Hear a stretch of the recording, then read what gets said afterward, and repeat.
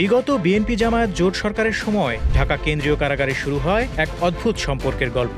সেই সময় কারাগারে শীর্ষ সন্ত্রাসী বিকাশ কুমার বিশ্বাসের সঙ্গে পরিচয় হয় তৎকালীন বিরোধী দলের নেতা মহিউদ্দিন খান আলমগীরের, যিনি পরবর্তী সময়ে মহাজোট সরকারের প্রভাবশালী মন্ত্রী এবং দীর্ঘদিন স্বরাষ্ট্রমন্ত্রীর দায়িত্ব পালন করেন। বিভিন্ন সাংবাদিক জানিয়েছেন, কারাবাসের শুরুটা মহিউদ্দিন খান আলমগীরের জন্য ছিল কঠিন। তাকে রাখা হয়েছিল পানিশমেন্ট সেলে। খাবারের মান ছিল নিম্নমানের, নিয়মিত চলত হয়রানি। জেলের খাবার খেতে না পেরে তিনি কার্যত অসহায় হয়ে পড়েন। সে সময় পাশের লকআপে থাকা বিকাশ এগিয়ে আসেন তার পাশে, বাইরে থেকে খাবার এনে খাওয়ান। নিজের অনুসারী বন্দীদের দিয়েও নিয়মিত তার খোঁজ খবর রাখতেন। এই দেখভাল থেকেই ধীরে ধীরে গড়ে ওঠে ঘনিষ্ঠতা। বিকাশ মহিউদ্দিন খান আলমগীরকে গ্রহণ করেন বড় ভাই হিসেবে, আর নেতা বিকাশকে দেখতেন ছোট ভাইয়ের মতো। দীর্ঘ সময় একসঙ্গে কারাগারে কাটানোর ফলে নানা বিষয়ে তাদের আলোচনা হতো। এক পর্যায়ে বিকাশ বড় ভাইয়ের কাছে একটি প্রতিশ্রুতি চান, ভবিষ্যতে সুযোগ পেলে যেন তার মুক্তির জন্য চেষ্টা করা হয়। মন্ত্রী হওয়ার পর সেই প্রতিশ্রুতি হলেননি মহিউদ্দিন খান আলমগীর, এমন অভিযোগই রয়েছে। তার সরাসরি হস্তক্ষেপেই দীর্ঘ ১৫ বছর পর কাশিমপুর কারাগার থেকে মুক্তি পান বিকাশ কুমার বিশ্বাস। তারিখ ২০১২ সালের ১৪ ডিসেম্বর শুক্রবার। কাশিমপুর এলাকায় সেদিন ঘন কুয়াশা। হাইওয়ের ওপর কয়েক গজ দূরের কিছুই স্পষ্ট দেখা যাচ্ছিল না।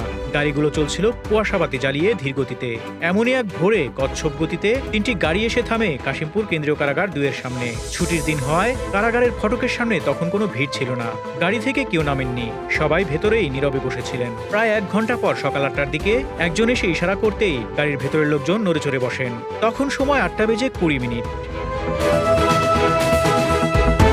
এর কিছুক্ষণ পরই ঘটে অস্বাভাবিক ঘটনা। কারাগারের নিরাপত্তায় বসানো সিসিটিভি ক্যামেরাগুলো হঠাৎ বন্ধ হয়ে যায়। খুলে দেওয়া হয় মূল ফটক। মাথা নিচু করে মাঝারি উচ্চতার এক হারা গড়নের এক ব্যক্তি ধীর পায়ে বেরিয়ে আসেন। চারপাশে একবার তাকিয়ে সোজা গিয়ে ওঠেন মাঝখানের গাড়িটিতে। কেউ কোনো কথা বলেননি। মুহূর্তের মধ্যেই ৩টি গাড়ি কারাগার চত্বর ছাড়িয়ে হাইওয়েতে উঠে যায়। কারাবিধি অনুযায়ী সকাল 10টার আগে কোনো বন্দীর মুক্তি পাওয়ার কথা নয়, অথচ বিকাশ মুক্তি পান সকাল 8:20। শীর্ষ সন্ত্রাসী জামিনে মুক্ত হলে আইনশৃঙ্খলা বাহিনীকে জানানো বাধ্যতামূলক হলেও সে নিয়মও মানা হয়নি। বিকাশের মুক্তির খবর সাংবাদিকরা জানতে পারেন অনেক পরে, 14 ডিসেম্বর বিকেলে। ততক্ষণে তিনি নিরাপদে সীমান্ত পেরিয়ে গেছেন। শোনা যায় বেনাপোল হয়ে প্রথমে ভারতের হরিদাসপুর, এরপর কলকাতা এবং শেষ পর্যন্ত ফ্রান্সে পৌঁছান তিনি। এই ঘটনায় আইনশৃঙ্খলা বাহিনীর ভূমিকা নিয়ে প্রশ্ন ওঠে। পুলিশের ঊর্ধ্বতন কর্মকর্তারাও বিষয়টি জেনে বিস্মিত হন। বিরোধী দল এটিকে বড় রাজনৈতিক ইস্যু হিসেবে তুলে ধরে। দেশ জুড়ে শুরু হয় আলোচনা ও গুঞ্জন। একাধিক অসমর্থিত সূত্রের দাবি, মুক্তি নির্বিঘ্ন করতে বিকাশে গুনতে হয়েছে প্রায় ৫ কোটি টাকা। বলা হচ্ছে এই অর্থ বিভিন্ন পর্যায়ে পৌঁছেছে। মুক্তির পর জেল সুপার থেকে শুরু করে সংশ্লিষ্ট অনেকের নীরবতাও সন্দেহ আরও বাড়িয়ে তোলে। তৎকালীন স্বরাষ্ট্রমন্ত্রী মহিউদ্দিন খান আলমগীর অবশ্য এই বিষয়ে বলেন, ১৫ বছর জেলে থাকা একজন লোক জেলের ভেতরে থেকে আর কি অপরাধ করবে। ঢাকার আন্ডারওয়ার্ল্ডে একসময় আতঙ্কের নাম ছিল বিকাশ কুমার বিশ্বাস। তিনি পরিচিত ছিলেন বিকাশ প্রকাশ গ্রুপের অন্যতম নেতা হিসেবে। তার ভাই প্রকাশ কুমার বিশ্বাসও একজন পুরস্কার ঘোষিত শীর্ষ সন্ত্রাসী। বিএনপি জোট সরকারের আমলেই প্রকাশ দেশ ছেড়ে ভারতে আশ্রয় নেন, পরে ফ্রান্সে পাড়ি জমান। অভিযোগ রয়েছে কারাগারে বসেই প্রকাশের দেশ ত্যাগ থেকে শুরু করে বিদেশে যাওয়ার সব ব্যবস্থাই করেছিলেন বিকাশ।